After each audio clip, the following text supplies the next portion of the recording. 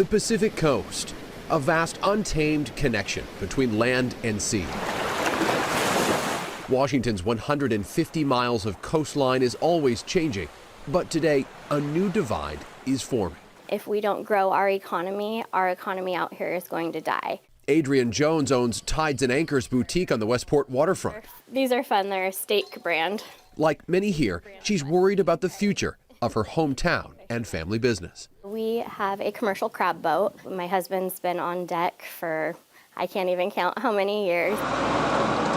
It's tough these days to create a lasting economy in Westport because of declines in the fishing industry, the town's rural isolation, and at 7%, the unemployment rate in Grays Harbor County is the third highest in the state. We just can't physically do it right now in the winter months. But could a newly proposed project up the road be the spark that Westport is looking for? I'm hearing that we're going to get a golf course. In nearby Westport Light State Park, developers are hoping that if they build it, golfers will come. These are renderings from the group Westport Golf Links, showing what their 18-hole link-style course would look like, where the invasive Scotch broom and shore pine have moved in over the decades. They see fairways and greens. This is what it looks like today, the approach back to the historic lighthouse. But if transformed into a golf course, this is what the land would look like, walking up the fairway to hole 17. But the State Parks Department must give its blessing first before any work can begin. Something has to happen. That is 3/4 the land mass of the city of Westport and doesn't provide any real economic value to the city. Does a golf course belong out there? That is the question the entire town is struggling with. Mayor Ed Welter is the latest local official, finding himself caught up in debate about reworking the coastal park.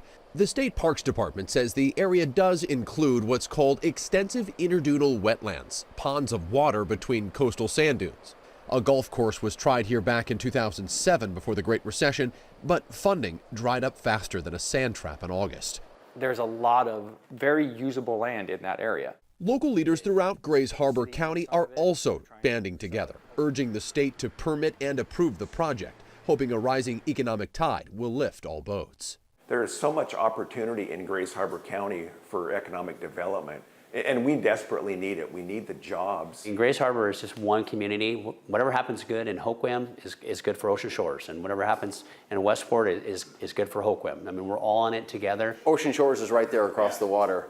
You'd feel the difference. I think so, yeah. Ocean Shores Mayor Frank Elduin believes the golf course would bring tourism and a much-needed fire break. His town was threatened by this fast-moving wildfire in 2013 that butted right up to people's backyards. We could lose our whole community, really, with the right windstorm that goes on. Doing anything with this. But local environmental groups are threatening to stop the project. It would ultimately destroy that park. That's R.D. Grunbaum, president of Friends of Grays Harbor, one of 2 environmental groups suing to stop development. That's the park. He's been passing out flyers to convince the public it's bad for Westport because it restricts access. You can't go here because that's golf course, and you have to pay in order to be there. Then he says there's the environmental impact. We're concerned for the addition of pesticides, herbicides. All of this water drains to the ocean and to Half Moon Bay. The State Department of Ecology is also urging developers to pick a new site, saying a golf course could be too disruptive to the wetlands. One of the things that you have to balance is what do you lose to gain? But developers see it differently. They say this project has become as much about protecting the Washington coastline as it is about building a golf course. It's a much broader topic than just golf.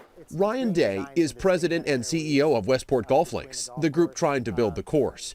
It's been a project 7 years in the making, and he argues the course would only enhance, not hurt, the natural habitat. The amount of wetlands that we're going to create as a mitigation to those wetland impacts is going to be 3 times the amount of wetlands that currently exist. Does it have to be golf? That doesn't have to be a golf course, but they're the only guys that came up with a plan.